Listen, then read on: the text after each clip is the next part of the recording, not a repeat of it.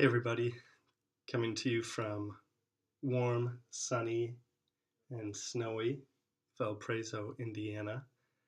Um, Taking a week of formation, learning about the person of Jesus, and taking a quick opportunity to talk to you about courage and the saint that has really been exhibiting courage in my life recently. And before I jump into that, I want to just look at the definition of fortitude that you might remember from team director training, Catechism 1808. Fortitude is the moral virtue that ensures firmness in difficulties and constancy in the pursuit of the good. It strengthens the resolve to resist temptations and to overcome obstacles in the moral life. The virtue of fortitude enables one to conquer fear, even fear of death, and to face trials and persecutions. It disposes one even to renounce and sacrifice his life in defense of a just cause. And so when our team started to pray and talk about courage a couple weeks ago, the saint that came to mind for me was St. Maria Goretti. That is the parish that my family goes to every Sunday. It's where I go to Mass pretty much every day in Madison. And um, my grandmother gave me a relic of St. Maria Goretti, and so the relic is on my dresser, and just try to have a greater devotion to her because she's obviously kind of sought me out and made her way into my life.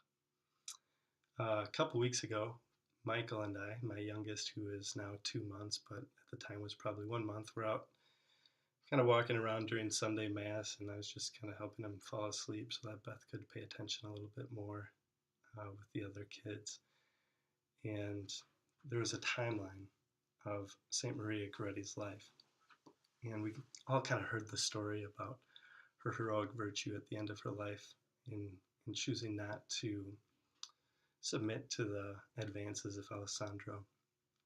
But when I was looking at that timeline, I saw that her father passed away when she was 9 years old. She was murdered when she was 11. And I've got a little boy named Joseph that'll be 7 in just a couple of months. And I was thinking, well, what a courageous little girl at 9 years old to lose her father, and just a natural level of fortitude that would come from that loss. Just an opportunity to really love and depend on her Heavenly Father. And then when I was looking at making the video, just kind of sharing a little bit about her courage, I did a little bit of research, so I'd have a couple bullet points at least to share with you. And we know that she was 11 when she was murdered, and that Alessandro attacked her when she was by herself. A couple other things that I found is exhibiting her virtue of courage included her family was just very poor, and they were forced to leave their farm and live on other farms, kind of as their servants. And so they would help around, and they didn't really own very much. And so there's this poverty that she experienced in her life. And on the day that she was attacked, going back to the definition of the virtue of fortitude enables one to conquer fear, even fear of death, and to face trials and persecutions. It disposes one even to renounce and sacrifice his life, or her life in this case, in defense of a just cause.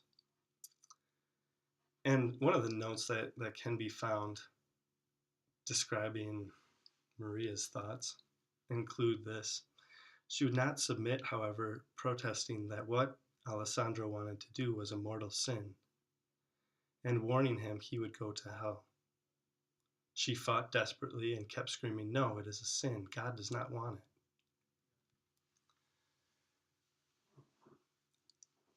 And when I think about that example of her life, two things stood out to me. One is this excellence in the virtue of fortitude, overcoming the fear of death. But one is also how selfless she is. And that when she was certainly encountering the most terrifying moment of her life as an 11-year-old, the thought that she had was to tell Alessandro, no, God does not want this. You will go to hell. And it's amazing the way that the saints are able to always put others before themselves, to really love the other soul.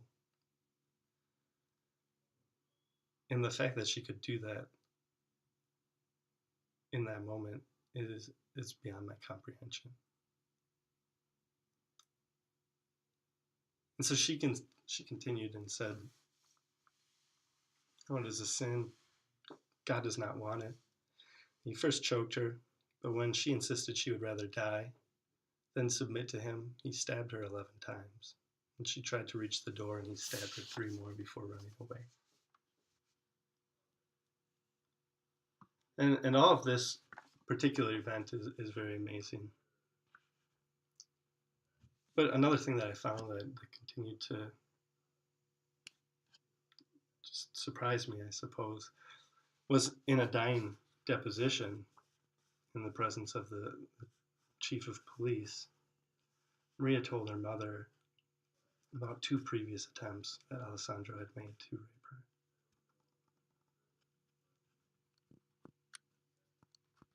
And so when I was thinking of fortitude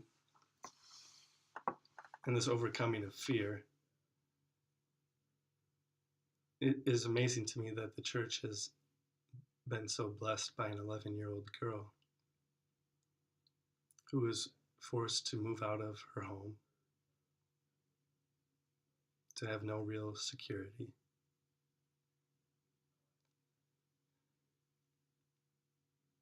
to lose her father at 9 years of age, but to rest so deeply in our Heavenly Father's heart, to know Him so well, to know His care for her soul so well, and that even in living in this other farm, with a constant fear that would have surely been in her mind and in her heart after these multiple attempts to attack her, she stayed so close to Jesus, enabling her to conquer fear, even fear of death, and ultimately leading her to the point that she was willing to renounce and sacrifice her life in defense of a just cause. And so Maria has worked her way into my life, and now hopefully to yours as well. But we can take so much from her. And the thing that is just staying in my mind and my heart is we are never unknown to our Father in heaven. We are never not loved by Him.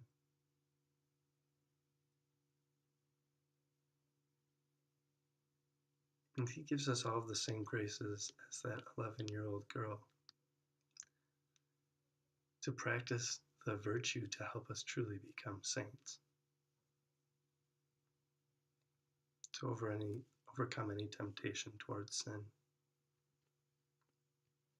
That's the fortitude, her fortitude, Maria's, that He's inviting us to share it through His divine life dwelling in our souls. So I'll continue to pray for you guys and ask for your prayers. Hope that you're all doing well, and I thank you for all your sacrifice through the first semester. And I pray that we'll reach many, many souls together this second semester.